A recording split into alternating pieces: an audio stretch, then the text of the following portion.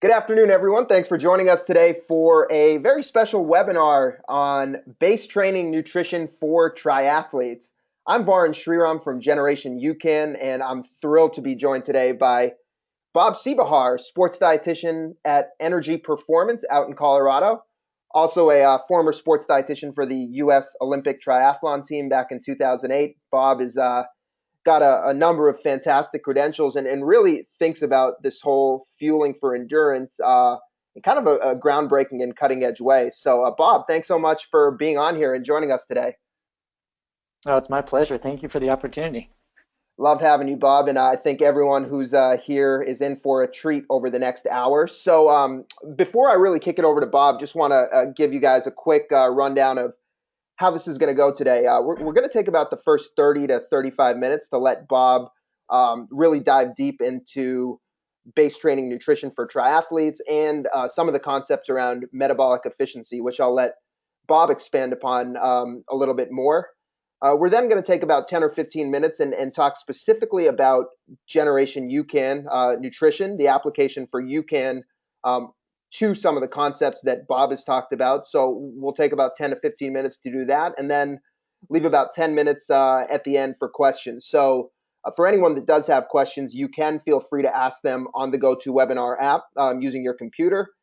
If they are relevant to something that Bob's specifically discussing, we might break in the middle and shoot him a question or two, but otherwise we'll do our best to answer as many of your questions at the end.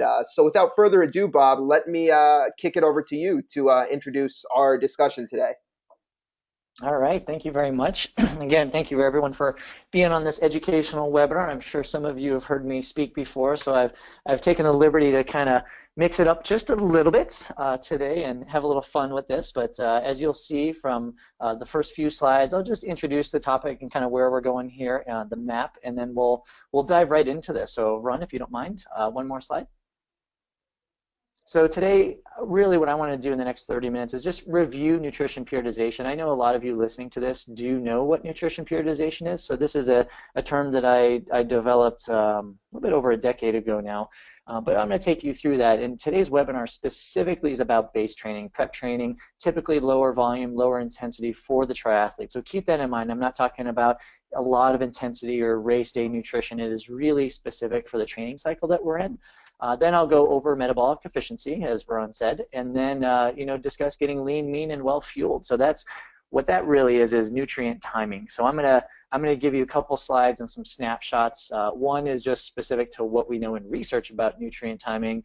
And then as the dietitian in me, I'm going to bring it to real life and talk to you about food a little bit, because in the end, of course, that's what athletes want to know is, well, how do I do this? Numbers are just numbers. How do I put food into this equation? So we're going to have a little fun with this. I know some of you have probably heard me present once or twice or more than that on this topic. So like I said earlier, I've taken the liberty to throw a couple curveballs and make it a little bit more uplifting and maybe a little bit more different than what you've heard me speak in the past. Okay? So let's start with what is sport nutrition, because it's so funny to me. So I've been in this trade for many moons, and it shocks me that a lot of times when I talk to athletes and triathletes in particular, they just align sport nutrition with on the bike training, after swimming, during running, whatever it is, and they're not really looking at the whole spectrum. So let me announce that sport nutrition in general is two aspects. We're talking about your daily nutrition, but also your training nutrition. So it's extremely important to be able to break those two and separate them. And there's a little example I have here, a whole bunch of numbers and a little couple of recommendations, if you will, to drive home my point. But just remember, the nutrition that you do during the day, your breakfast, lunch, dinner, your snacks, that is one part of your sport nutrition plan. The other part is your training nutrition, which is your nutrient timing, your before, during, and after swim, bike, and run, and possibly strength training. So keep that in mind, because those two are very separate. And to kind of solidify my case here, if we go through an example, let me just show you how profound of a relationship this daily nutrition versus training nutrition can have, and how much bang for your buck you can get if you put a little more effort into your daily nutrition. So let me go through this real quick. Let's make the assumption that you are getting 8 hours of sleep. Not a lot of us do, we know that, but just for sake of numbers, right? So you get 8 hours of sleep per night. That means per day you are having 16 waking hours of non-sleep hours, right? Perfect. So let's keep that in the queue here. We've got 16 waking hours. So what if during base training, you may or may not be training this much per week, but what if you're training 15 hours a week between swim, bike, run, and strength, yoga, Pilates, right? So let's just assume that. That's not a magic number. I'm just pulling that out from my example.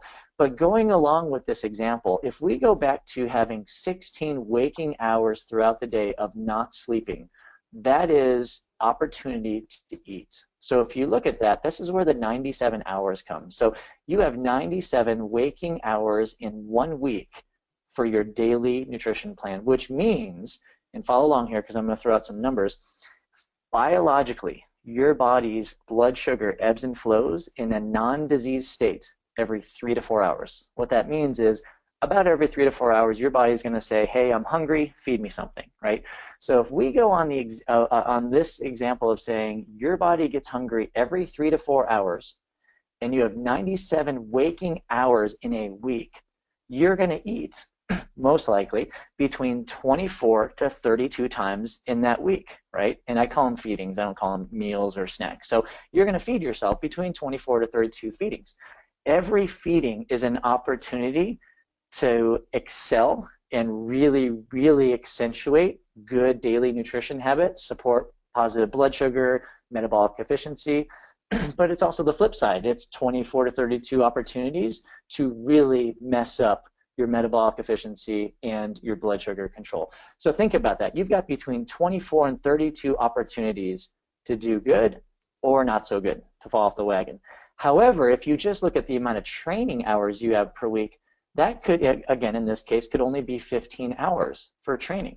So the reason I put this up is because I get inundated with this one question. What do you think of starvation training? So starvation training is basically waking up, not eating anything, and training, right? Training your body to burn fat, essentially. And we know it works, absolutely. Is it the best practice? Absolutely not. And I cannot tell you how adamant I am against that specific practice for other physiological reasons, which we'll go over later in this presentation. But just look at the quantitative, how many opportunities you have to either optimize your blood sugar and burn fat or train aerobically and burn fat. So if we just go quantitatively, you've got between 24 to 32 feedings, opportunities, chances to really enhance your metabolic efficiency. If you train for 15 hours a week at low intensity exercise during base training, well, you only have 15 opportunities to do that, and that's assuming that you would do that many training hours, right? So what I'm saying is, one, you get a lot more bang for your buck paying attention to your daily nutrition. I'm not saying that low intensity exercise does not burn fat, and in fact we know it happens at the mitochondrial level through improving beta oxidation and all the aerobic and fat burning enzymes. We know that's true. However, there's such a better way to do this than feeling like dirt. And I don't know if you guys have ever done even a moderate intense workout at dark 30 in the morning. You're not going to get the quality out of it. You're not going to feel good for the most part. And there's a simple reason to that, because you're fasting, right? You wake up probably between an 8 and 12-hour fast, and sometimes people's body doesn't like that unless you're in an extremely ketogenic state where your body is trained to do that. And most of us are not. So what I'm saying with this slide is, let's pay more attention to our daily nutrition versus our training nutrition. So just keep that in mind, that we've got much more opportunity to enhance metabolic efficiency, decrease body composition, decrease body weight, improve your overall health through the meals that you're putting in your body. Okay, slide. I hope that made sense. Okay, so let's talk performance and health, right? Some of you have seen this before. The number one nutrition limiter to performance. How do I get faster, from a nutrition standpoint? Well, it's preserving your glycogen stores. Once your stored carbohydrates, which is called glycogen, once those become depleted, you're done. You bonk, you hit the wall. You're not going anywhere unless you get an immediate rush of sugar, simple sugars, and then you feel good for about 15, 20 minutes, and you've got to repeat that process, right? If you can somehow slow down the body's rate of depletion of its glycogen stores, its carbohydrate stores, guess what happens? you prolong your workouts, your race intensity, right? You also preserve those carbohydrates, which means something is happening with another nutrient.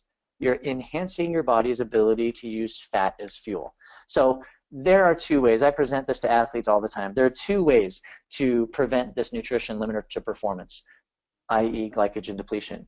You can eat a super, super high diet in carbohydrates. Go for it. 70–80% of carbohydrates. If you want to go that route, good luck with it. You're probably going to have GI distress. You're probably going to gain weight. You're probably always going to feel bloated. And you may always depend on simple sugars about every 15 to 30 minutes during training and during racing. So I'm not arguing. I'm just kind of pointing it out there. That's definitely one way to prevent glycogen depletion, right? The other way that I think is a little more intelligent is to actually say, well, how about preserving those glycogen stores by actually teaching our body to burn fat? And obviously, that's the whole standpoint and the foundation of my concept, metabolic efficiency. So is there a better way? Yes. If you've not heard this before, you can actually teach your body to burn more fat, thus preserving glycogen stores, thus slowing the rate of carbohydrate burn, if you will. Thus, you would have more carbohydrate when your body really needs it during a race, right? And the easy way to do that is through daily nutrition practices. So we'll kind of circle back around this throughout the entire webinar. So again, you've got two choices when it comes to slowing down the glycogen depletion curve, right? Super high carbohydrate diet, which we know from a lot of research to promote good health markers, and quite frankly, it's being argued in research these days whether or not that is the best call, right? There's research on both sides of the fence right now saying a diet high in carbs improves performance, but then also a diet a little bit more controlled, a little bit lower in carbs also improves performance. So the researchers aren't quite there yet with making up their mind, but we do know from anecdotal, real-life experience from athletes that we know this controlled carbohydrate, this controlling or improving the body's ability to burn fat, is actually starting to take a lot more hold on specifically in our triathlon world. Okay, slide. So what is the health limiter? It talks to health. Triathletes, I mean, I'm a sport dietitian. I work with triathletes all the time, ultra runners, ultra athletes, you name it. I've been a triathlete. This is my 23rd year as a triathlete. I know it, right? And I know a lot of times, unless we're at that age where we start to care about our health, sometimes we don't. Sometimes we don't get blood work. Sometimes we really don't. We want to focus on performance, and that's it. We're not focusing on longevity. So I'm here to say that there is a huge, huge issue these days with triathletes consuming a lot of simple sugars in their diet and having very abnormal health markers, specifically blood lipids, right? Triglycerides, LDL, HDL, right? And of course, there's a genetic component to that too. But when we look at how do we become healthier, well, from a dietary perspective, obviously there's a lot of things talking about, but the foundational dietary perspective that we talk about improving health is just controlling blood sugar, right? The more we can control and keep our blood sugar steady through daily nutrition, right, the better health markers we're going to see. And hopefully I'm going to present that point a little bit throughout this webinar. Okay? Okay, so let me start with nutrition periodization. Some of you have heard this, some of you haven't. This is a concept that I developed more than a decade ago, really just to help athletes align their nutrition to actually support their physical training. So I think this is really appropriate during base training because a lot of times, what are our goals during base training? We want to build endurance, we want to maybe get more flexible, get stronger. But unless you're following a reverse periodization model, if you're following traditional periodization where you do kind of an aerobic base, a little bit of strength, for 2 to 4 months, then the next cycle is more strength and speed-oriented intervals, right, repeats. If in base training, if you're just trying to support your body's physical activity, and if your training hours aren't that great and your intensity isn't that great, the duration of training is not over 2.5, 3 hours during the early stages of base training, you simply do not need, number one, to stuff your face with all these calories. Number two, you certainly don't need as many carbohydrates as you think you do. And number three, you really need to think about, I need to eat this food to actually support my training, not train and actually support my eating. So here's an infamous case. A lot of marathoners, a lot of Ironman athletes, when they're in their base training, they gain weight and they're surprised. They're like, what, how's this happening? I'm training all these hours. I'm training 12 to 15 hours a week. Why am I gaining weight? Why am I bloated? Why am I pudgy? Why is this body composition going up and not down, right? Well, the easy answer is you're not engaging in periodizing your nutrition. You're not supporting your body's energy expenditure with the macronutrients, the carbs, protein, and fat that you need to put in your body. So it's really important to understand that as we progress through the training year, your nutrition must support that. So at certain times, you may need to increase or decrease your carbohydrates, increase or decrease your protein, increase or decrease your fat, absolutely, to support your energy expenditure goals.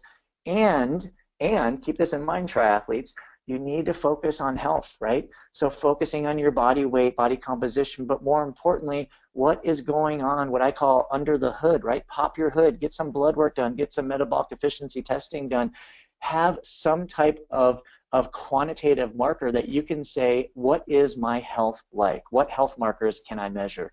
That is a really important point, and you'll see this on the next couple slides here. But just on the topic of the nutrition periodization, in your experience working with triathletes, is this base training phase the best time for them to really be able to focus on health and be able to focus on body composition? Is this really the time for athletes to be prioritizing that? It's a great point. It actually is, and it's a great question because this is the time where, yes, you might be doing some volume, but it's not interrupting your life yet until you start throwing some more volume and intensity, and you're becoming more grouchy, and because you need more time to recover and you need to balance work and family. So this is actually a great time to step back and say, oh, let's do these markers. Like, let's go get some blood work testing. Let's get some metabolic efficiency testing done. Like, this is the time of the year where you're actually, and I know this, I say this tongue in cheek, but where you actually have more time to devote to your health and get your foundational health profile done. Awesome.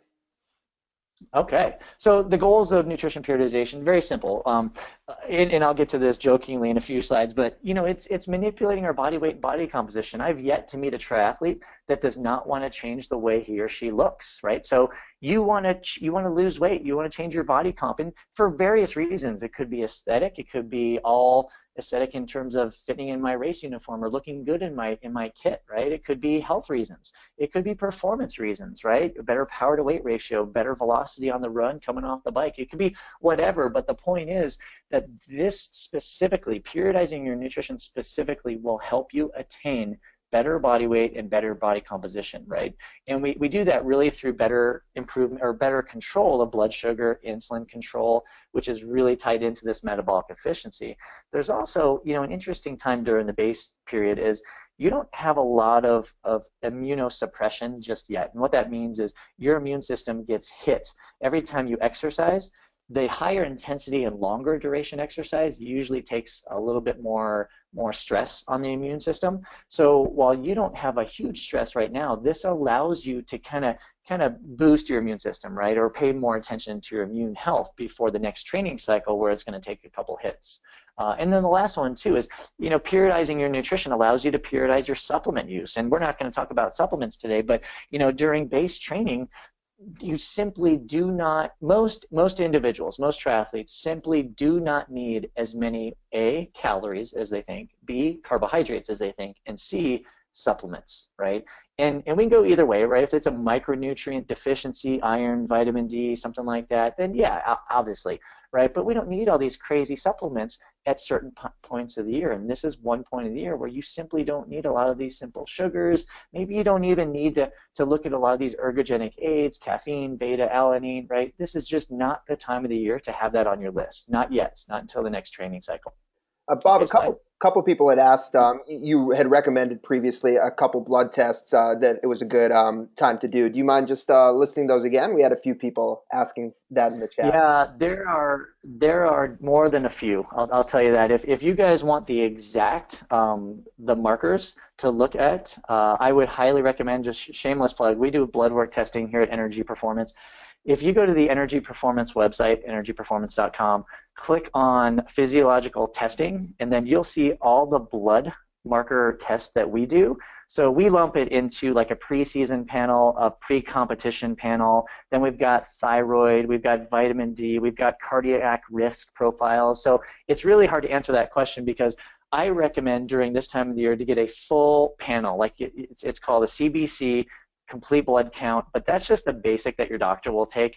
You need to go above and beyond that. Get some hormone levels done, DHEA, possibly testosterone, cortisol, definitely looking at iron, vitamin D. So there's a lot of different markers, and I'm rattling those very fast. A good resource, though, is the Energy website, because you can basically just, I've had athletes do this, they look on there and they take that list and they give it to their doctor and say, this is what we want to test for. So we've broken it up to kind of periodize your blood marker concerns, if you will, and the blood markers you should have at certain points of the year, almost periodizing your blood draws. Excellent. I'm going to post that link that Bob just referenced in the chat here in a moment. So for anyone that wants to visit Energy Performance and see Bob's recommended tests, you'll be able to check that link out in the chat. Excellent. Thank you. Okay, so here's a visual graph of nutrition periodization, and it's not to get too deep into this. I just want to show you that there are specific blocks of the training year. So I'm putting my coaching hat on right now. As a coach, we separate the year into 3 different cycles. Preparatory, which is base, that's what we're talking about now. Competition, which can be thought as pre-competition, intervals, build, right? There's a lot of different terms. And then the transition period that you see there is your off season, right? So all I want to really get your attention to is that prep cycle that I've got shaded. There's some nutrition concepts and goals that we really want to try to accomplish in this specific cycle versus other cycles, right? So we're going to talk a little bit about the timing, the quality, quantity of food. We're going to talk about the types of carbohydrate, the frequency, a little bit of post-exercise nutrition, but not a lot. But that's where I'm going to take you, and we're only talking about base training, right? This isn't prep, this isn't build season, this isn't off season. So I just want to make that apparent that we are kind of in the confines of our 2 to 4 month build, or I'm sorry, base training cycle. Okay, so next one, we're going to talk about base cycle. It kind of depends on what you've got going on as an athlete. If you're self-coached, if you have a coach, right? What I mentioned before, if you are following a traditional periodization physical training model, right, where you're improving your aerobic endurance, your strength, flexibility, technique, not doing a lot of crazy stuff with speed. You might have some strides here and there, and short mini sprints on a bike or in the pool, but nothing severe yet. If you are following those goals, then this nutrition plan or the nutrition concepts I'm going to provide you within the scope of this nutrition periodization will be extremely valid. So let's look at the next slide, and I'll let you know what nutrition education points that you really need to take into consideration for now, the base training cycle for triathletes. So we kind of hit on this before. The first one is just learn more about your body, right? Iron stores, inflammation, your CRP level, your cortisol, right? Go get some blood work, right? Blood work is the best way to know what the heck is going on in your body. Have a metabolic efficiency test done. See if your body is burning more carbohydrates or burning more fat, and at what paces, at what heart rates, at what power intensity zones, right? That will help you determine if you're training appropriately, but more importantly, what nutrition changes do you need to make to support your health markers and your performance markers as they are today, right now in base training. Because here's what happens. As we go through these training cycles, obviously there's different stressors physiologically, immunologically, psychologically to the body, right? You start going into a build cycle and you get more intensity, and you start going, especially our long course triathletes, start building those hours up. It's hard to recover. You're beating down your body. So there are specific differences that you need to do in terms of your nutrition from now until the next cycle. And specific to iron, this is why I put this up here, and females need to listen, but also males. There's actually quite a few males that I know that are somewhat iron deficient, not as anemic as females get, but certainly somewhat iron deficient. It takes, keep this in mind, it'll take under a good regimen of a nutrition plan and aggressive supplementation plan, it can take 8 to 12 weeks to change iron stores, right? So think about that. If your base training is 12 weeks long and you have no idea where your iron stores are at, the more training that you throw on your body, the more opportunity your body has to decrease its iron stores. If you go through base training kind of just going lower and lower and lower with your iron levels. And once you hit that build cycle, that intensity cycle, if you start demanding higher intensity, higher performance, higher power and pace and velocity and everything, your body may not want to. And I won't say want to, it may not be able to, because iron is a very, very important micronutrient. It's bound to hemoglobin. Hemoglobin carries oxygen to the working muscles. You might not be able to actually get your power, get your pace out of what you want for your workout. So again, I use that as just one example of why it is so valid and so important to go see your sports medicine doctor, go get a sport dietitian that actually knows how to interpret these numbers, or your sport med doc, and look for the right blood marker tests like we just talked about to get early base training. And it's not too late. You know, I know it's February now. Maybe a lot of us have been 4 weeks into base training. It's not late, right? Go get a blood marker test, you know, this week, next week, and at least you'll have some good foundation knowledge to go on. Bob, that Okay, the last next point one that is you raised, oh yeah, raised over there is actually Ed had just asked the question: does it matter the type of doctor you have when it comes to some of this yeah, testing? Family doctor versus a true yes, athletic-minded doctor, and I think you kind of just yeah. touched on that. Yeah, here's the thing. So you can go anywhere, I mean, and get your own labs drawn, to be honest with you. And I've done this before too. Like it's no secret. You don't need a doctor to go draw your labs, right? You can actually order this stuff online. Unfortunately, if you don't know what you're looking for, you don't know what you're looking for, right? So I promote going to a sports medicine physician, for both the draw itself, right? Because they hopefully will know what test that and support the test that you want done, but they'll also know how to interpret it. And I'll tell you what, it takes more than a family physician, just a general practitioner, to really know their way around the blood work interpretation for athletes, right? They know the basic person, that's great. But when it comes to triathletes, you know, we're a little bit different, right? We're stressing our bodies in a little different ways. And to be honest with you, there are different values, there are different norm levels and different ranges that I look for athletes versus non-athletes. So that is a great question to bring up, and hopefully that validates it. Alrighty, metabolic efficiency time, Bob. This is your bread and butter. Okay. Can you go back one, Vron? I'm Yeah, sorry. absolutely. Okay, so we're talking about eating to reduce inflammation. All that really means is when you exercise, you actually have internal inflammation going on inside your body. We're not talking about like a bruise where you can actually see the inflammation, but you have inflammation building up every day, no matter what you do. Exercise kind of exacerbates that a little bit.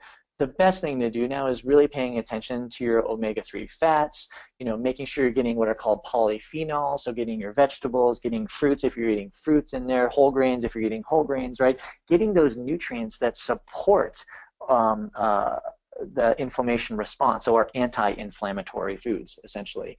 You know, in improving the blood sugar response, we're going to go right into this metabolic efficiency, and we're going to ask the question, like, what do you really want to do this time of year? I know what you want to do this time of year. I've been working as a triathlete and as a triathlon coach and as a sport dietitian for decades. I mean, I know what happens during the base training, and I know what we want to accomplish.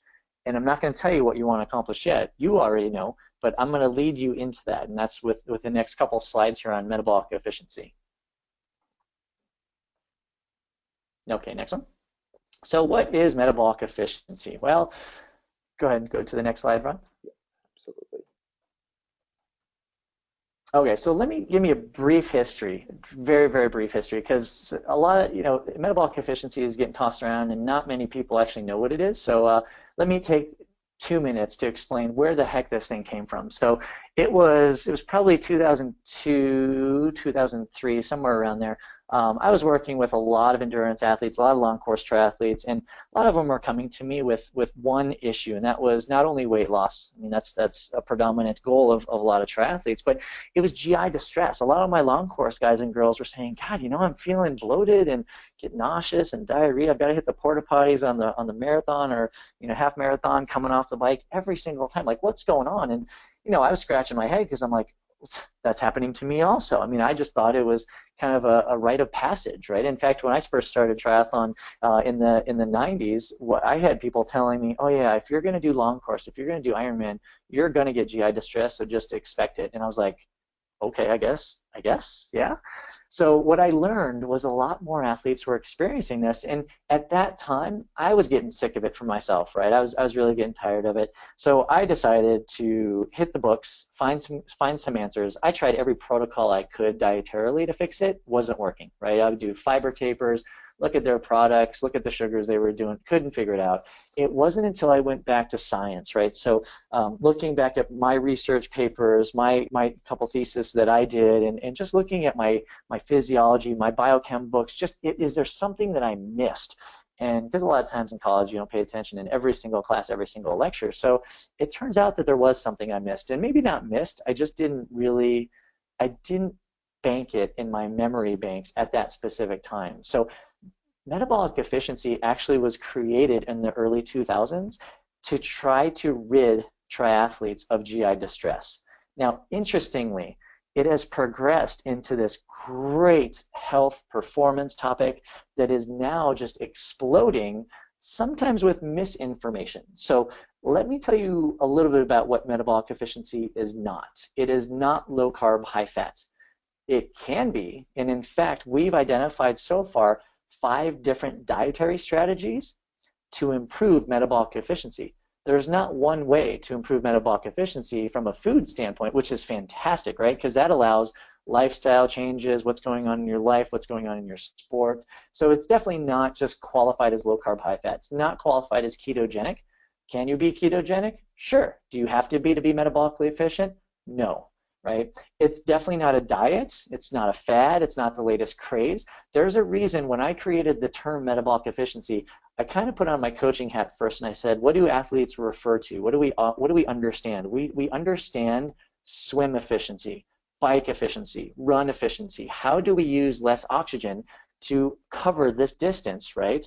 That's efficiency. Well, in nutrition terms, I've coined it metabolic efficiency. So how can we be more efficient in using what our body already stores, right? It's not a diet, right? In fact, metabolic efficiency, as you see from my little bit longer definition down here, it's a nutritional behavior change, right? We have to account for where you're at in your behavior change readiness to change cycle. But it's this nutritional behavior modification that emphasizes improving health and through the optimization of blood sugar while we employ nutrition periodization for performance reasons. So keep that in mind, right? We're looking at the health of the individual, and at the same time, we're periodizing this nutrition plan, this metabolic efficiency plan, to support your performance based on the time of the year. It's And not Bob, a diet, right? And yeah. oh, I'm sorry. No, go ahead. Go ahead, and then I'll pose this Oh, question to you. But just finish up. yeah, Sorry. I was just going to say it's not a fad. In fact, I have another term that I've made up, but not really made up. It's called macronutrient cycling, right? Your volume and your intensity of training ebbs and flows every single day, right?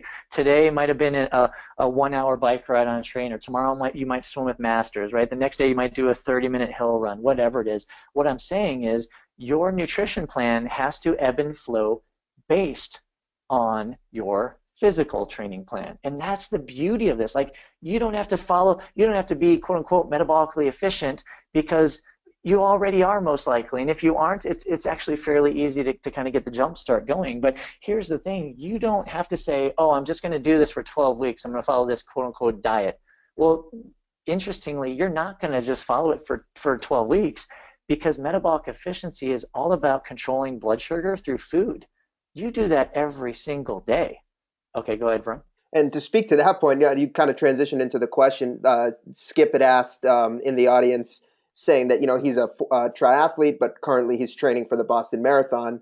Would this information be relevant for him as well? And I think you kind of just nailed it. That this is really for anybody, right? And it doesn't even just extend to endurance athletes. Like I think you were telling me the last time we were together that your mom's following metabolic efficiency, and she's doing it just as a way to improve her health. So this is kind of can be extrapolated Absolutely. across the board for an endurance athlete or just anybody that's trying to take control of their health and fitness and get themselves on track.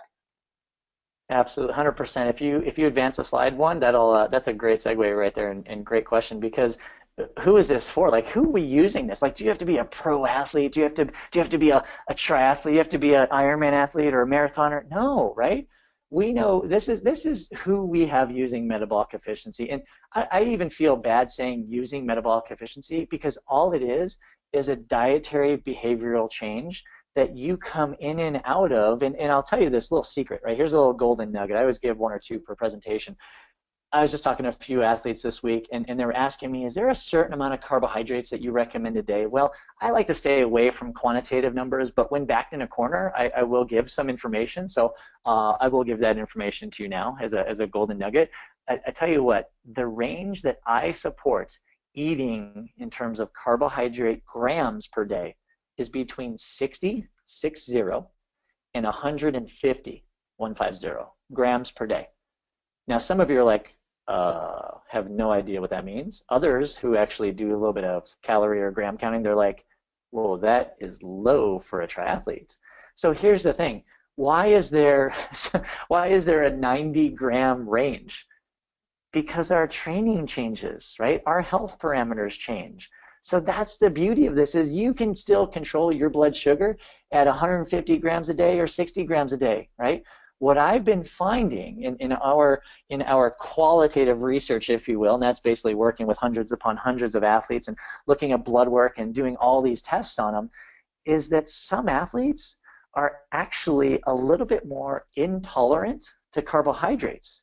And it's fascinating. Not only do they feel bad and they gain weight, but from a blood work perspective, we see a lot of the bad markers go up when they eat a little bit higher carbohydrates, even within my range. And I'm living proof of one of those. If my dietary carbohydrates creeps close to 150, my blood markers, my negative blood markers, actually start getting worse. But when I get below 100, my blood markers start getting better. So I firmly believe, and this is kind of the new frontier, which we don't know a lot about yet, I firmly believe not only, number one, that there's a huge genetic influence to this, but number two, it is so independent of the individual, and that's why I stress blood work testing so much, because you just don't know your level. Now, for me, I can do testing anytime I want, especially metabolic efficiency. I can hop on the treadmill or bike, and I can say, all right, I'm going to try 60 grams of carbohydrate today. Let's see what that's doing to my body. Now I'm going to try 120. Let's see what that's doing. But a lot of you don't have that opportunity to have that luxury. So what I'm saying is, periodize your nutrition. And I call it instead of carbohydrate loading, I call it carbohydrate unloading, right? So if you're thinking you're eating too many carbs right now, maybe you just take a few out, you see how you feel, right? Maybe you get some blood work testing, maybe you do a little experiment like I did a few years ago, and I'll share the results to that, right? You will see some very profound results, I can almost guarantee it. But back to my slides.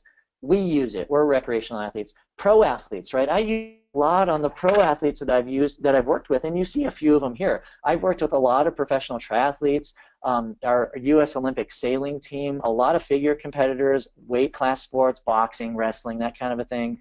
Bodybuilders, yes, I've worked with bodybuilders before, swimmers, cross country. Young athletes, whoa, wait a second. Young athletes, are you indicating that metabolic efficiency is good for a young athlete? What I'm indicating is controlling blood sugar is optimal for a young athlete. Now, there are a few changes, and I'm not going to talk about the young athlete too much, but mind you, young athletes better control their blood sugar because that affects their mental and their cognitive performance, which is very important in school, right? But to that point that Veron said too, yeah, my kids practice metabolic efficiency. I practice it. My mom practices it, right? As we were saying, this is a health first concept, right? And that's what I didn't realize in 2002, 2003, because I was just looking at GI distress. Then I saw this huge explosion of the body's ability to burn fat, right? And I'm like, wow, I'm onto something. And then we started looking at blood work, and it was kind of the new unknown, the unknown of now knowing that we can affect blood work through dietary changes, And we've known that in the past, but not as profound as we know it now. So yeah, to that question, I mean, anyone. We've used this, especially with, we work with here at Energy Performance. I've got one sport dietitian that specifically works or specializes, I guess, those with diabetes, right? Athletes with diabetes, people that are not athletes with diabetes, right? And not that you have to have diabetes, right? What I'm saying is, in a disease state, metabolic efficiency, controlling blood sugar, controlling the hormonal response in the body, it's very important. It doesn't matter who you are or what you do. This controlling blood sugar tagging metabolic efficiency is probably the most important thing you can do dietarily, irrespective of if you're a triathlete, marathoner, ultra runner, cyclist, swimmer, doesn't matter. And Bob, one of the questions we had when you were talking kind of specifically about the carbohydrate, the 60 to 150 grams of carbohydrate, Patricia was asking, is that number based on non-fiber carbohydrates? And I know perhaps the answer isn't as straightforward, but how do you address that type of question as it pertains to metabolic efficiency? Yeah, probably the easiest way to say that is I prioritize carbohydrates. So a big fan of high priority carbs are vegetables, followed by fruit, followed by whole grains. What you didn't hear in there were simple, refined, processed sugars, right? So I hope that answers the question, but we really look at the quality of carbohydrates first, and the biggest bang for your buck are definitely vegetables, most certainly vegetables, especially if you're in a weight loss phase. If you're more in a weight maintenance phase, I think it's fine to add veggies and fruit and maybe a splash of whole grains, depending on if you want to eat whole grains or not. And perhaps the type of carbohydrate that you are consuming from a metabolic efficiency standpoint would just impact what you have to pair it with, right? If the end goal is blood sugar control, Absolutely. then if you're having Absolutely. something more high glycemic, you need to pair it perhaps with more protein to balance out that blood sugar. Would Yeah. that be a right way to think about it? Yeah, and I won't get too much in this. You can actually advance the next slide. That might help. I think I know what's coming next, but I don't get too much into glycemic index because here's the thing, right? If you can put, and it's no secret, and you'll see it in one of the slides, it's really no secret. If you put protein, you put fiber, and you put fat together, you are going to stabilize your blood sugar like crazy when it comes to food, right? So obviously I try to stay away from those really high blood sugar spiking carbohydrates, typically those high glycemic index, but I don't package it as high glycemic, moderate glycemic, as low glycemic, because I almost expect people eat not just a carbohydrate food at one point or by itself, right? I always want that paired with protein and fat. Does that explain that? Absolutely. Yep. Okay, so here's just a quick and dirty slide. What is metabolic efficiency? I know some of you have heard this before, but really we've got stores of fat, we've got stores of carbohydrate. The average person will have between 1,400 to 2,000 calories stored as carbohydrate in our body. The average person will have, and I'm talking us recreational athletes, will average probably 50 to 80,000 calories of fat. So obviously there's a little bit of difference in what we store in our bodies. The great news is that, as I've been mentioning this whole time, through food, you can actually push your body to be more of a quote-unquote sugar burner, carbohydrate burner, or quote-unquote fat burner, all through by manipulation of blood sugar by eating protein, fiber, and fat. And I know I'm making it sound really easy, like this is a huge behavioral shift, but I do want to make it more simplistic on that level for sure. Okay, next slide.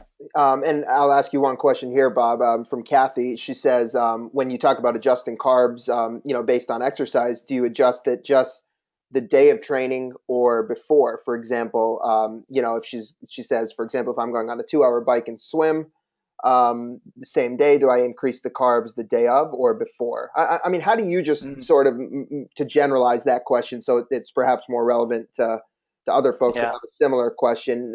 How do you go tackle that idea of perhaps loading up on carbs the day before a workout? Yeah.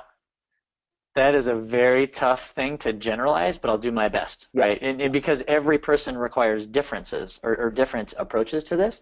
I'll tell you this, though, the word that you used in that sentence, loading, is not necessary when you talk metabolic efficiency. So here's the thing. I used to eat, years and years and years ago, used to be a vegetarian. I used to eat between 400 and 500 grams of carbohydrate per day, right? And that's typical for your average triathlete who's, not doing any crazy diet thing, right? It's pretty average. So if you take into consideration that to load up, you would have to eat a tremendous amount because you're already at a high amount, right? I'm hoping that makes sense. As me now, say I eat 100 grams of carbohydrate a day, if I eat 20 more grams of carbohydrate, which is just over a serving of fruit, because I'm a little more sensitive to carbohydrate, because I'm not eating as much, that will create a performance enhancement effect to the body. So I think what I'm trying to say is when you control your carbohydrates to a little bit lower level, you can eat a little bit more, fewer carbohydrates to have a very, very profound response. So as an example, well, to the example that you brought up, Ron, if someone's going to go for a 2-hour ride, swim, whatever it is, if 2 hours is your max and you're in base training, you don't need to eat anything during. Like, go drink some water, right? As long as you've eaten something beforehand and you're not practicing starvation training, you don't need it. Like, that's the training cycle we're in. However, what if it's 3 hours, 4 hours, like as you get towards the end of base training and maybe you're a long course triathlete, then yeah, now you start to need to look at, all right, what do I need to do? So here's what I say. Before that 3-4 hour session, have your normal breakfast, lunch, whatever it is, and maybe add 15 to 30 grams of carbohydrate beforehand. Now, we'll go over that in the last few slides because I'm going to talk about nutrient timing, so let me push the pause button.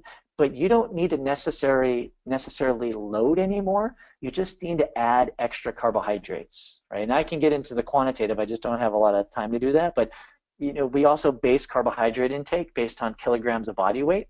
The normal, I guess, recommendations that I even used to recommend to consume per day of carbohydrates used to be, well, I don't want to say used to be, non-metabolic efficiency world is between 5 and 12 grams of carbohydrate per kilogram of your body weight. So what do those with metabolic that are following metabolic efficiency, what do we do? Usually less than a gram, and maybe if you're lucky, up to 3 grams per kilogram. So that is a huge difference. So what we're doing is we're becoming more sensitive to carbohydrates, so it takes very, very fewer carbohydrates to have a very more ergogenic benefit. Hope I explained that. Okay. Absolutely. And one point, I think a couple of people in the audience raised this, but just if anyone needs clarification on endogenous versus exogenous, endogenous is what you have stored, exogenous is what you're intaking. Is that correct, Bob? Endogenous versus exogenous. Yeah, yes. Excuse me. Yeah. Yes. Thank you. Yes. Sorry about that. Yeah. Okay, so this is just a little graphic to show you what metabolic efficiency is. I mean, I've been touting it, and we obviously, as we're wrapping this up, you know that you've heard me say that metabolic efficiency is more to do with your daily nutrition than exercise. It's not to discount low-intensity exercise. Like, it works, we know physiologically, but you just don't have that many hours training that you can actually improve metabolic efficiency through aerobic exercise as much as you do through the daily nutrition. I hope you got that in the first few slides. But it is a blend between nutrition and training. The blend that we see is usually between about 75 to 80% of this. The magic bullet, essentially controlling your blood sugar through food, that's 3/4 of the equation. The other equation is really aerobic exercise. So they're both important, but I'd rather have you put more eggs in the basket in terms of food.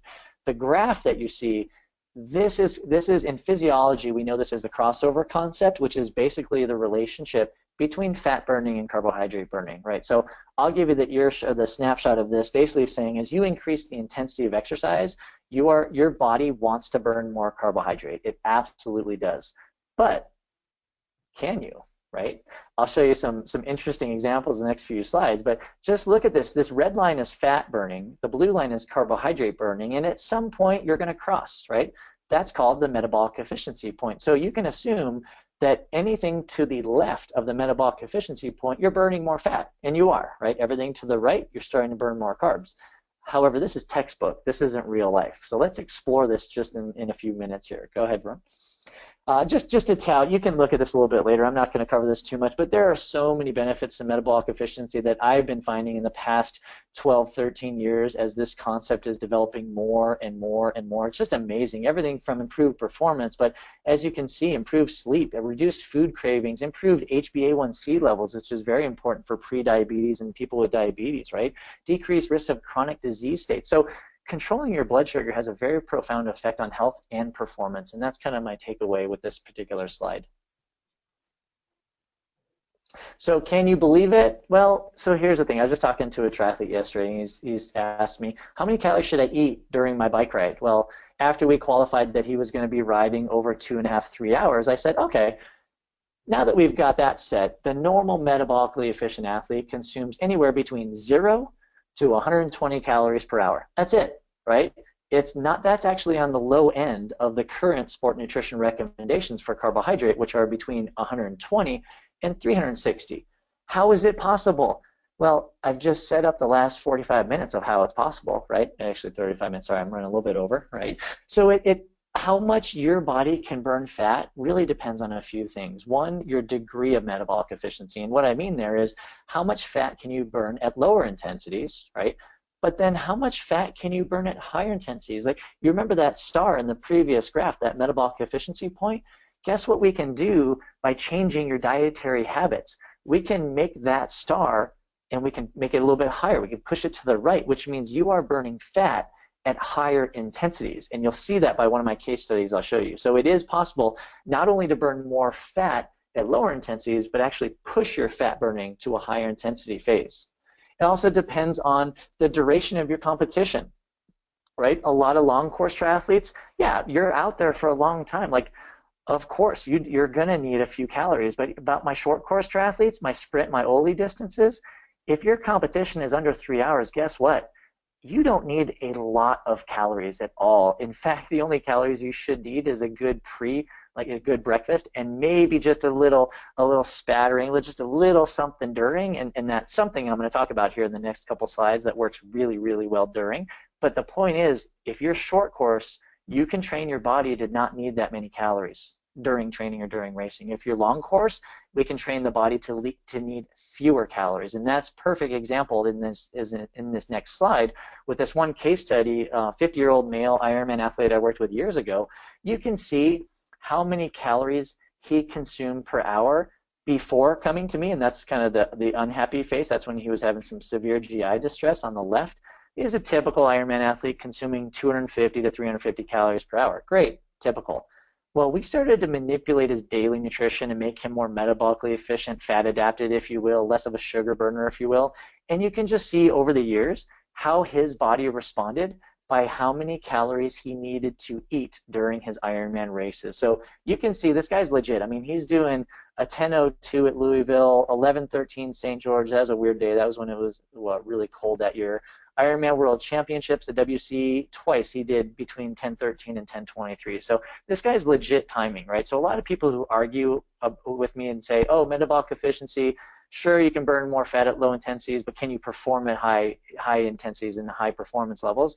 Well, yeah, we've got hundreds of these athletes just waiting to tell their story, and UCAN has a lot of people that they've worked with that are really, really great athletes who've had this same experience. So is it possible to teach your body to burn more fat? Yeah, I mean, that's simple. Is it possible to teach your body to burn more fat and have great performances, meaning you're going faster? Absolutely 100%, right? If someone is trying to tell you that that is false, they are not either correct or they're not up to date on the metabolic efficiency concept. Next slide. All right, so what's metabolic inefficiency? Well, it's the opposite of what we've been talking about, right? This is actually a pretty typical graph that I see in a lot of triathletes during base training because they think they're needing to eat a lot, but they really don't. So blue line is carbohydrate, red line is fat. They're burning a lot of carbs. They don't cross over. This is infamous. I mean, this is just yearning for some dietary intervention, right? Blood sugar control, please. Because if you continue being inefficient, right, burning more carbs, look at what can happen on the left. I mean, you can get everything from GI distress to needing more calories during to really increased risk of disease. There are a lot of published research saying uncontrolled blood sugar leads to or is a precursor to many chronic disease states. Next slide.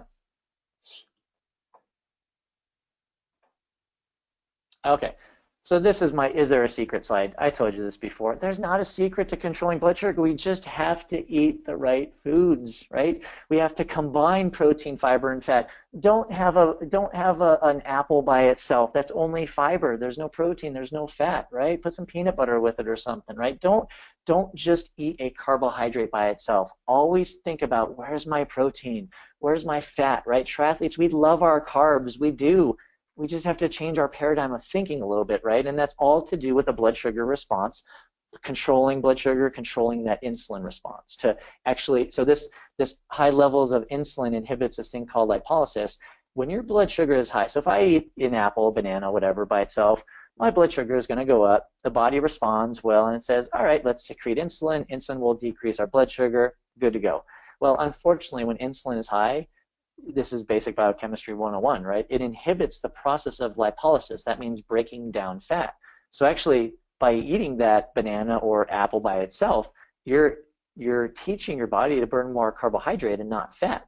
Add some peanut butter to it, some cottage cheese, whatever you want, add some protein and fat, and now all of a sudden you've created this great hormonal balance in your body that actually promotes using fat as energy. Okay, next slide. All right, couple last things before I get into the getting lean and mean, right? This is just age group triathletes, and I'll show you, this is what a 1 month experiment. This was actually me years and years and years ago. This is when I was vegetarian, and I asked myself, I wonder if I went non-vegetarian, I wonder if I can improve my metabolic efficiency. And you can see my metabolic efficiency years ago while following a vegetarian diet. And it's nothing against vegetarians or vegans, right? There's a lot of great points to assimilate here.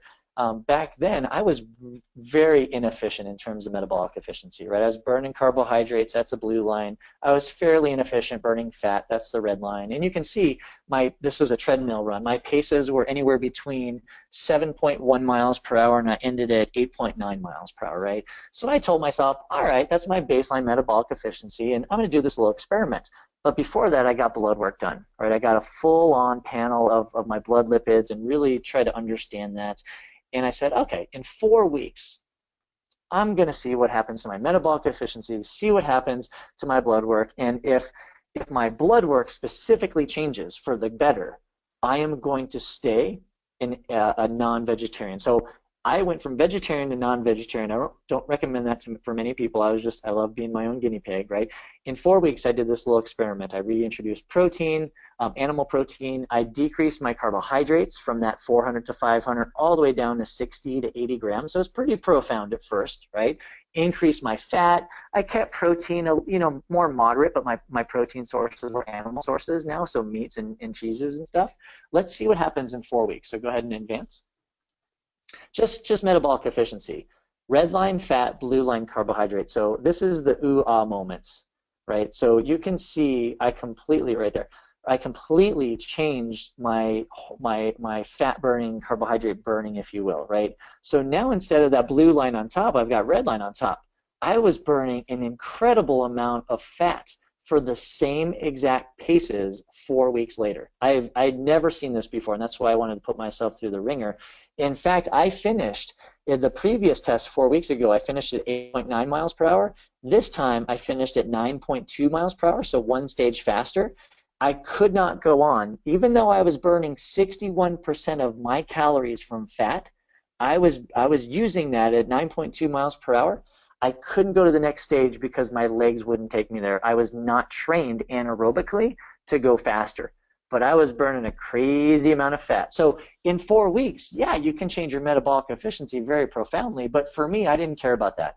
I cared about the next slide. And the next slide is my blood analysis, my blood markers.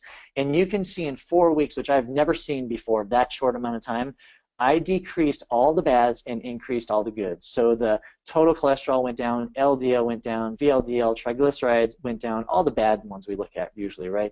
The good one, HDL, that went up. In 4 weeks, like I was taught and I've seen in practice, that usually takes about 2 to 3 months. Well, this is what really sealed the deal for me, and more importantly, it sealed the deal that some people are more carbohydrate intolerant than others, and that's what I was talking about earlier. There are many of you out there that might be intolerant to carbohydrates, and you don't know it because you've just been living that way for a while, right? It's the bloating, it's having gas, it's being a little more pudgy than normal, right? Those things aren't right, right? And that's just physical, that's just aesthetic. Like, take a peek underneath the hood, get some testing done, you'll know right away if you're carbohydrate intolerant just by what your blood markers are doing and possibly your metabolic efficiency numbers. Okay, next slide. So that's my case study, right? So obviously the application of metabolic efficiency, we just need to look at controlling our carbohydrates throughout the year, right? It's base training. You don't need to eat a lot of carbs. Trust me when I say that. You really, really don't. In fact, you really don't even need to eat a lot of carbs during high intensity training. You just need to periodize that. You need to be very methodical, right? That will help you turn your body into a more of a fat burning machine instead of carbohydrate burning machine, improve your health and improve your performance. So let me finish up with these next few slides on nutrient timing. This is kind of getting the lean and mean, right? So this is only specific to base training, only. Please remember that, right? This is the time of the year we're in now. So when we talk about nutrient timing, we usually talk about fluid, carbs, protein, fat, and sodium, right? We usually talk about before. Before is usually about 1 to 2 hours before a session. During is obviously during, and then after is usually within the first hour to 90 minutes, right? So this is what we've got here these days. So beforehand for fluid, there are very specific guidelines that we could follow. Do I ever follow those? Nope. I'll show you in the next slide, right? Fluid during, right? We've got research that is probably 20 to 30 years old, if not older, to say that we should consume 3 to 8 ounces of fluid every 15 minutes. No, I don't buy it, right? I try to teach athletes at this time of the year to trust their instincts and actually develop that thirst response. If you're thirsty, drink, right? So the next one is afterwards. Do we really need to drink 24 ounces for every pound that we lose? Good luck, right? I mean, I can lose probably up to 3 to 4 pounds on a 90-minute indoor ride. The goal is that we're staying hydrated beforehand, right? That we don't go into it dehydrated. But let me just share with you the basic premise of the whole calories thing here. We want to control blood sugar. What don't you see on this slide? Well, you may be wondering, where are all the numbers? Where are all the things that I see in the articles, on the internet sources, right? Facebook, where are all those things? They're not on there because this is base training, right? You don't need a specific amount of calories per hour, right? You need to become more of an instinctual eater, right? Control your blood sugar through food. Ask yourself if you're hungry, if you're not hungry. Am I biologically hungry? Am I emotionally hungry? Like, what's going on with me? But the whole concept here is this is the best time of the year not only to pop your hood and see what's going on, but also to change your dietary strategies, right? So I don't like athletes to follow a lot of numbers if they can help it during this particular stage. So talking about food, kind of putting food in the same graphic, going to the next slide, it's a little lighthearted, but it kind of gives you some places to start, right? So we've got some, like if you look at the carbohydrate before, me as metabolic efficiency, right? You can certainly eat a meal, eat a snack, right? But just make sure that it's macronutrient balanced. You've got some protein, carb, and fiber. And I know you're thinking to myself, wait a second, I'm not going to do that before a run. Like, I've got a really sensitive stomach. Yeah. I know, me too. I'll get to that on the next slide, right? That'll be your answer here. But for those of us that can eat a little bit, right? Yeah, eat more of a balance. Just don't have a banana and go out running. The worst thing you can do, I'm going to go on record for saying this, if you just eat a sugar before training, your body's pretty smart. It turns on its sugar burning processes, and you're going to actually be you're going to be accelerating your glycogen depletion even more before you start training. Why would you want to do that? Why do you have a gel? Why do you have a banana? Why do you have something like that before exercise? It makes no sense at all. You've got to have something that's going to control your blood sugar, because if you do before training, you're going to turn on your fat burning ability versus your carbohydrate burning ability. So it's something to think about. And remember, I mean, been there, done that. I used to consume a gel 10 to 15 minutes before a race, before training sessions. That's how I was taught, right? But we know that is not the only option, but I would even go to say it's not the correct option if you actually want to improve your body's efficiency in burning fat and preserving carbohydrate. So a lot of this stuff on here, carbohydrate during, come on, this is the prep phase. Think metabolic efficiency. Your body has enough carbohydrate to support 2 to 3 hours of moderate intense exercise. Like, you don't need those gels during exercise, right? During the base training. I would even argue at any point, but that'll be a topic for a different discussion, right? Don't overeat protein. Yes, stabilize blood sugar, control it, right? So you can see here, my concept with food is let's use it to our benefit, but let's be macronutriently balanced, right? And I hope that makes sense, and certainly we can take some questions on that too. Okay, Brent? So I told you guys, what do you eat if you have a sensitive stomach? Well, obviously this is the transition into Generation UCAN, and Vrun will share that story in that. But I do want to share with this, because I get so many triathletes asking me, well, how do I use it? Well, years ago, I teamed up with Generation UCAN to actually write nutrient timing strategies, like how to use UCAN for sprint distance, for OLE distance, for half Ironman, for 70.3, and for the full-on Ironman. So those are on their website. I've got this link here that you can, and again, it takes a little it takes a little bit of individualization there, but it's somewhere to start. So if you think, oh, that's just not working for me, let me go look at Bob's recommendations. What is he saying about how to use UCAN? This is the best way to actually incorporate a product. I know a lot of triathletes that cannot eat food before training. I get that. Been there, done that too. This is a great solution to that because I do not promote starvation training, right?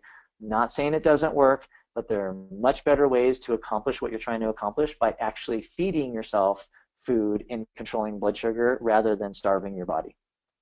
Okay, with that, I think I will pass it on. Very good, Bob. Well, that's a fantastic, just a wealth of information as always. And I know we've run a little bit over, so I'm going to try to keep this part quick and see if we can wrap up here in about 10 or 15 minutes. I really appreciate your time, Bob, and appreciate everybody who's on here. So, let's talk really about how UCAN fits in, and it's such a natural fit in terms of what Bob's talking about because at a fundamental level, UCAN is all about the stabilization of blood sugar. And just to reiterate, everything that Bob was just describing, if you really had to boil it down to one thing, it's really about the power of stabilizing your blood sugar. And so with UCAN, what's unique about it is the origins of the carbohydrate in UCAN, which I'll tell you about in a moment, is actually for our founder's son, Jonah, who you see on the screen. So Jonah suffered from a very rare life-threatening blood sugar disease called glycogen storage disease, where he was basically unable to break down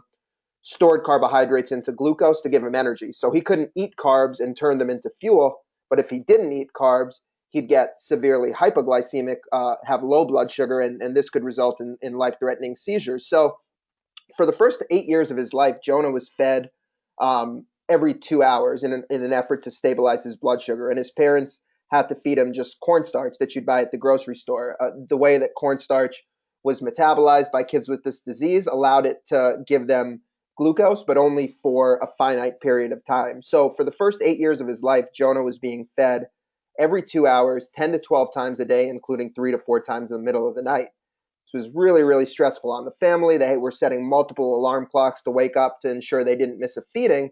So his family really started looking for a better way. And that's where they came upon the superstarch. So Jonah's family worked with some of the top carbohydrate researchers in the world, and they were looking at everything. They were looking at rices, tapioca, wheat, barley, different kinds of grains, all different types of carbohydrates, different types of starches. And all they were searching for was something that would stabilize blood sugar for the longest period of time. So, there we go with stabilizing blood sugar again, but it's really what it all comes back to. And, really through years and years of research, what they eventually found was that starting with non-GMO cornstarch and then putting it through a very specific cooking process, no chemicals, no enzymes, just heat and water, actually changed the structure of the starch and caused it to break down slowly and steadily over time and stabilize blood sugar for a long period of time because of that slow and steady release, that slow and steady breakdown. So that's really what superstarch is. It's completely natural, non-GMO corn cooked with heat and water. It's gluten-free, and really, as we discussed, the sole reason that it was created was to stabilize blood sugar for kids like Jonah with this disease. So Jonah, he's now 14, active, doing great, and he now takes 4 packets of the UCAN, or about 125 grams of the superstarch prior to sleeping at night, and his blood sugar is steady for 8 hours. So no more 3 or 4 wake ups in the middle of the night for his family. They just give him the superstarch. It breaks down steadily over time and it keeps his blood sugar steady, and it's all good for him. But we started to wonder back in 2008, what would happen if regular folks consume superstarch, people without this disease, whether it's athletes, whether it's people just, looking for energy throughout the day. Because as Bob's told us in such great detail, the stabilization of blood sugar has so many health and performance benefits. So actually one of the first people we contacted at the time, and Bob, you tell this story much better than I do because you lived it. We contacted Bob back around 2009 and asked him, hey, we basically told him this is what we have. Is there any application? Bob, what do you remember about that conversation back in 2009? I remember From my perspective as a dietitian, I get knocks on the door and calls all the time with people saying, "Hey, I've got this product," and you're like, "Oh yeah, you got a product, okay." But what I really appreciated was Peter, one of the founders, called me and said, "I don't know if we have something, right? I think we do." And the claims he was throwing at me were amazing. They didn't know if they could get in the sport nutrition world, if they should, even the industry. But the claims they were making with the controlled blood sugar and everything, I was like, oh, wait a second. And that was really matching with what I was doing with metabolic efficiency. And I told them, I said, listen, if you can prove what you're saying to me right now, like proof is in the pudding, then I will listen and we'll talk. And I thought that was the end of the conversation, because anytime I say that to somebody like a product company, never hear back from them. But I said, I need research. I need you to prove it. And so I don't know when it was. It might have been 16 months later or something to get another call and say, okay, we've got the research. Can you look at it? And I look, and I was like, you've got to be kidding me. Like you really funded research to answer that question, which is really, really cool, right? For me, because I'm like, wow, they're putting their money where their mouth is now. And the research, as Run can explain here, was done great. It was done at a university, D1 level, and great researchers. So you can't argue with that. So that was when my interest got even more peaked, because not only did we have some science, but then I started using it and kind of prototyping, beta testing on myself and a few of my athletes, and just saw I saw what the research was doing, and we were replicating that in real life. And sometimes that just doesn't match, but it did this time. So great segue, Bob. So let's talk a little bit about the research. So what we basically wanted to do before launching into sports nutrition was to compare superstarch against maltodextrin. Now, many of you who are athletes here listening in may or may not be familiar with maltodextrin, but maltodextrin is the primary carbohydrate source in almost all of your popular sports nutrition fuels: your Cliffs, Hammers, Goose, your Carbopros, your you name it, your Power Bars. Maltodextrin is kind of the accepted quote unquote complex carbohydrate in the industry. And it really came about in the 90s as an improvement to the simple sugars. And the idea with maltodextrin is because it had a longer molecular structure than simple sugars, it was easier on the stomach. So less GI distress. But, maltodextrin, while it is quote unquote a complex carbohydrate, it's still fast acting. And when we talk about fast acting, we mean it's going to spike your blood sugar. So if you look at the blue line on this graph, we tested 25 grams of maltodextrin against 25 grams of superstarch. And with the maltodextrin, right, you can see that big initial spike. About 30 minutes in on the x-axis, you see that significant drop. And think about this, 25 grams of maltodextrin is roughly what you'll find in a typical gel. Why do they tell you to take a gel every 30 to 40 minutes? They're not making it up. There's some science behind it. They're telling you to do that because they know that's the time when your blood sugar is going to drop and you need to spike it back up to maintain your energy.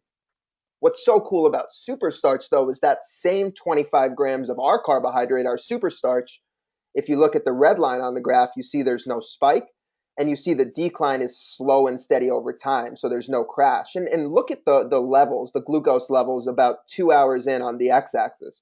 Your blood sugar is still right around where it started. And really, Bob said this, but steady blood sugar means steady energy. When you don't have the highs and lows in blood sugar, when it's just nice and even, like you're seeing with that superstarch line, your energy's even. There's no need to refeed. You're not at risk of bonking. You're not. Your focus isn't all over the place. There's just so many performance and health benefits. You're able to better burn fat, to the stabilization of blood sugar, and that's really at the crux of it what superstarch offers. So I'll show you one more slide that pertains to insulin levels. So Bob talked about the impact of insulin, and insulin's a hormone that when you have that sugar spike, your body produces insulin, and insulin's going to help you get that sugar out of your bloodstream. But insulin, it's a very sensitive hormone, and it's also a storage hormone. So when insulin is high, it's actually storing away that excess sugar as fat. So it's limiting your ability to burn fat, and it's also contributing to that storing of excess carbohydrate as fat. So, you kind of see why a lot of folks who are overdoing it on the carbohydrates are going to end up gaining weight or unable to lose as much weight as they'd like to. It's really because their insulin levels are elevated and they're more likely to be storing fat rather than burning it. What is so cool again about superstarch is because of that slow and steady release, because we don't spike your blood sugar, there's no need for the body to produce large amounts of insulin. So we are giving you steady energy without spiking your insulin. So steady energy while you're able to freely burn fat, which is really, really unique property of UCAN. You know, if you're relying on a ton of maltodextrin or a ton of sugars to get you through your exercise and you're constantly spiking your blood sugar, again, your body's going to say burn that sugar first, don't burn fat.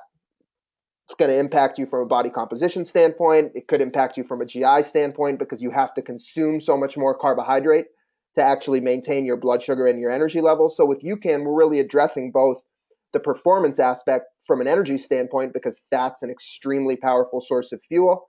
And we're addressing the fitness standpoint or the body composition issue because we're allowing you to burn fat throughout your exercise. And really, a lot of people have talked about it like this, but with UCAN, we're kind of turning your body into a hybrid car. I don't want to get this twisted by any means. UCAN is still a carbohydrate. UCAN is just a quality carbohydrate, like Bob was talking about, so it's a carbohydrate that's going to control your blood sugar. So it is a carbohydrate in name, but it works very, very differently. You might see UCAN at your local tri shop or your bike shop, on the sugar wall with all the other sugar-based fuels, but UCAN is a totally different category. This is a carbohydrate that supports the stabilization of blood sugar, which, there's really not another product in the endurance market that is offering that. There's not even really another product that's claiming to offer that. It's just not what those products are trying to or designed to do. So that's really the superstarch is really what makes UCAN very, very unique. So let's just talk through the different UCAN products that exist. There's basically 4 different formats, and the 3 of them have the superstarch in it. So the UCAN fuel, it comes in 5 different flavors. It's basically just the superstarch plus electrolytes. Comes in packets and tubs, and generally the way we think about it is a packet. And sorry, let me just take a step back. With UCAN, the powders, the drink mixes, the UCAN fuel and the UCAN with protein, you really aren't thinking about them as a traditional sports drink that you're sipping on. These are really, liquid food is almost the way I tell people to think of it. It's something that you're consuming and you're almost dosing with it over a short period of time. So the best time to have UCAN is from an exercise standpoint is about 30 minutes prior to your workout. So you're using UCAN as that pre-workout snack in order to control and stabilize your blood sugar. So the UCAN fuel, 30 minutes before your workout, a packet, it's about 120 calories, is good for 90 minutes to 2 hours. A scoop, which is about 80 calories, is good for, about 60 to 70 minutes. So you can kind of time the dosage dependent on how long you're training. Now, if you're going longer, then what people will simply do is if they're doing a packet, they'll do a packet roughly every 75 to 90 minutes. If they're doing a scoop, they'll do a scoop roughly every hour during exercise. And the beauty of UCAN is that because of the nature and structure of our carbohydrate, it's an extremely large molecule, which means it gets in and out of the stomach very quickly.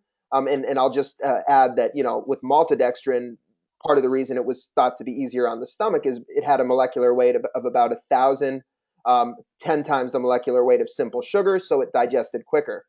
With UCAN, with superstarch, our carbohydrate is 5,000 times the molecular weight of maltodextrin. So, it's a lot of numbers, but it's a way to simply say that the molecular weight of superstarch validates the idea that it passes through the stomach quickly. And the beauty of that is you can mix it with 2 ounces of water or 16 ounces of water, and it's going to digest the same. Now, it's going to taste different. The texture is going to be different, no doubt about it. But from a digestion standpoint, there's no amount of fluid you need to make UCAN work. Now, Bob, I just want to ask you this. When you were talking about base training and what to consume before, you used the banana and the gel as an example of what not to consume from a metabolic efficiency standpoint. How does UCAN differ in that situation? And is UCAN something that you would recommend to consume prior to a workout in the base training phase? Yeah, it's funny because when I talk about UCAN, I always have to qualify first saying this is in a different sport nutrition category than I loved what you said the sugar wall, right? I haven't heard that reference before, but this is like, you can't, I don't refer to UCAN as the same as I do any other sport drink, because those are ones that have simple sugars versus this not having any simple sugars. So I think you need to qualify that, because the stabilization of blood sugar is so great with UCAN. It can absolutely be used before exercise without any incidence of a blood sugar spike. And just to kind of throw it out there, we've been doing a little bit of internal research here at Energy Performance, and I put myself through a little bit of a protocol, UCAN protocol with different products. Let me just say that, and some of you are privy to that if you follow me on Facebook. But I will tell you that we have documented proof, quantitative proof, that blood sugar does not spike by using any UCAN product versus any of the other simple sugar products. So 100% absolutely behind using UCAN before in this particular phase And of really, training. really excited, Bob, for us to be able to share some of that data that you guys have collected in the upcoming weeks. So to everybody on here, stay tuned. We will be doing that very soon. So let's talk a little bit about the UCAN with protein. Again, has the super starch in it, designed to give you that stable blood sugar and steady energy. And then we just added protein to it. So this is a pretty versatile product. You know, this can be used again prior to exercise, and I see and even during exercise in the same way as the UCAN fuel. And I saw a couple folks in the audience asking about hunger with UCAN. So if you're going long and you're not eating much solid food, and you know you're kind of relying on just UCAN, a lot of athletes like to mix in the UCAN with protein either before or during as a way to curb hunger. So you know you're still getting the steady and consistent energy from the super starch, and then the protein is going to help curb that hunger. And it also works great from a recovery standpoint. So, you know, a lot of times post workout, when especially in the base training phase, if you have those body composition goals, a lot of times post workout, if you load up on a lot of high glycemic carbohydrates, what's going to happen is, again, you're going through that blood sugar roller coaster, insulin's getting spiked, and your body's going into that fat storage mode instead of continuing to burn fat in that post workout period, which is such a great time to burn fat.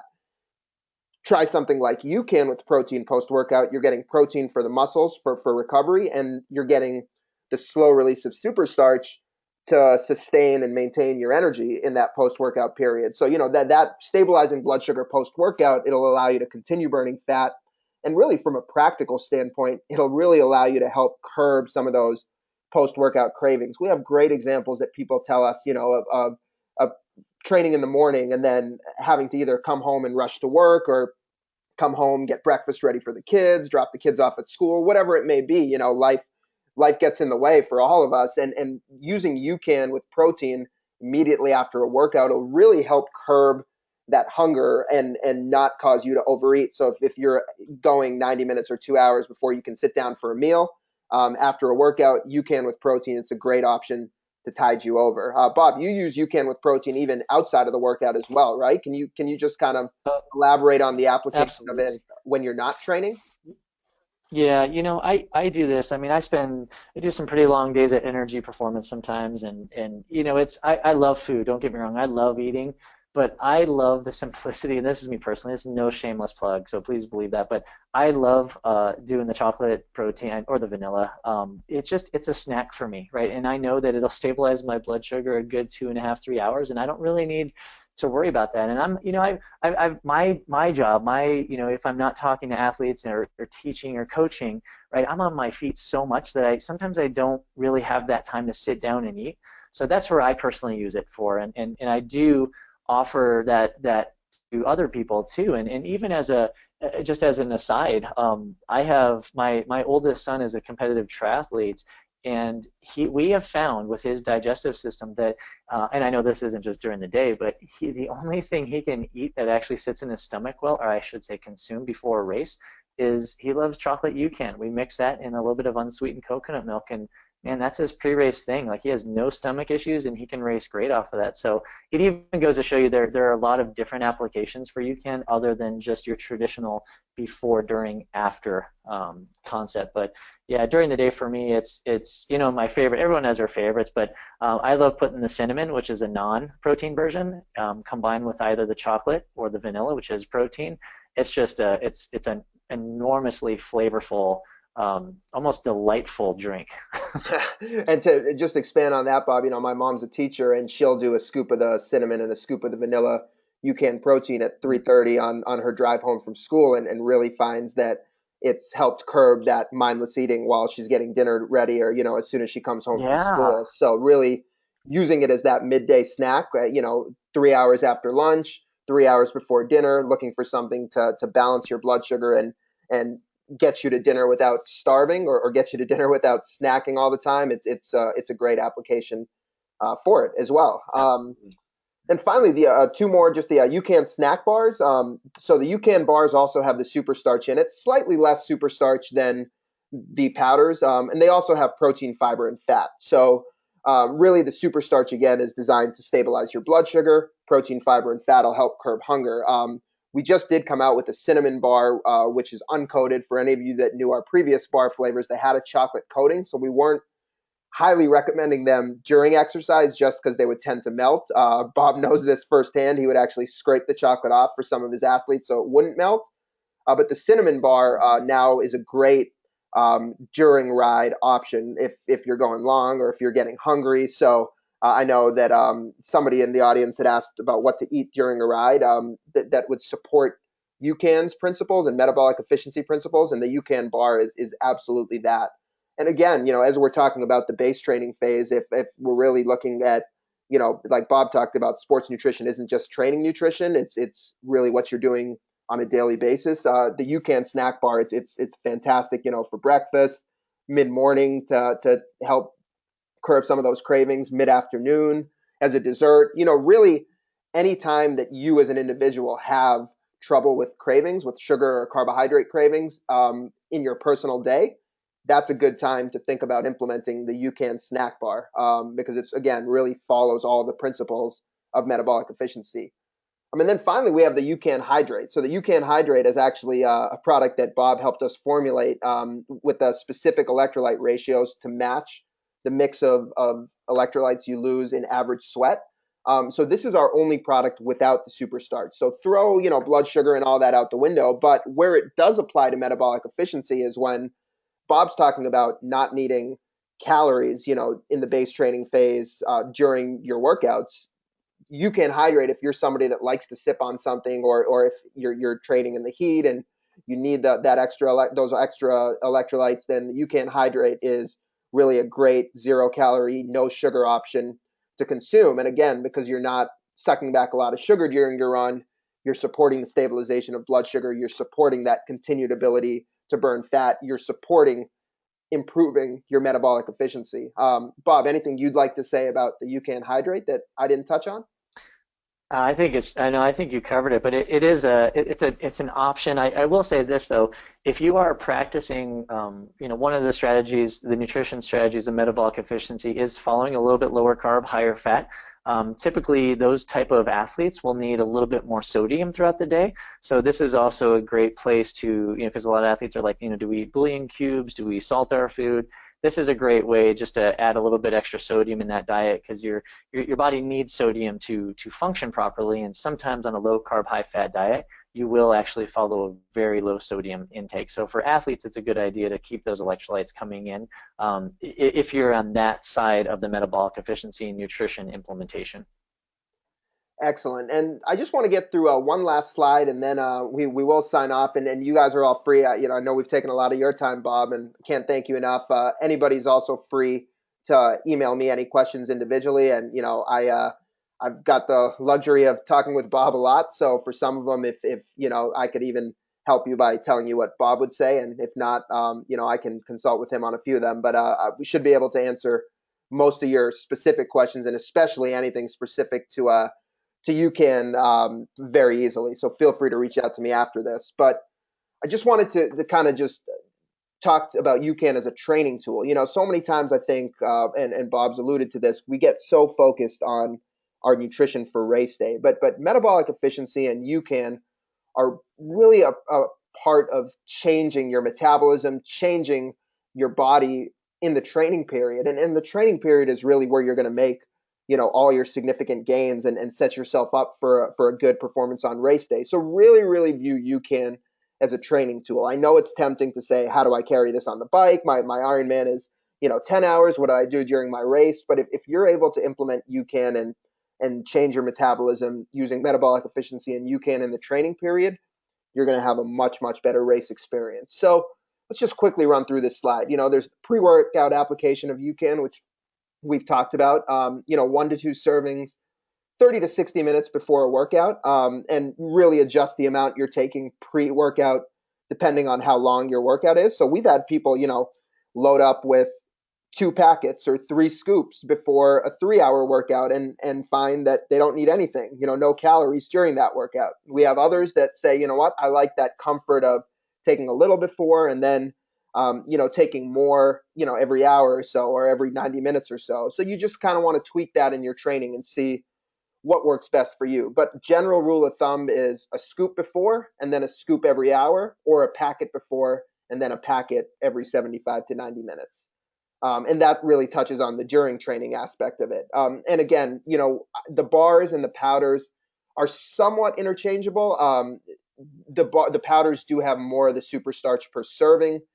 So, generally speaking, I've heard people tell us that the bar is good for about 60 to 90 minutes. A packet's good for about 90 minutes to 2 hours. So just a certain experimentation, like Bob said, he experiments on himself. That's really what all athletes should do in the training period, and especially in the base training period.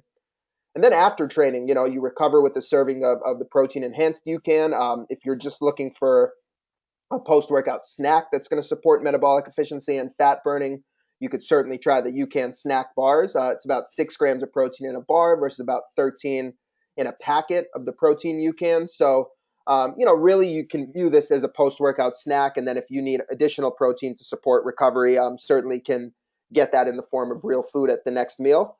And then really using it as a meal replacement or a healthy snack, throughout the day.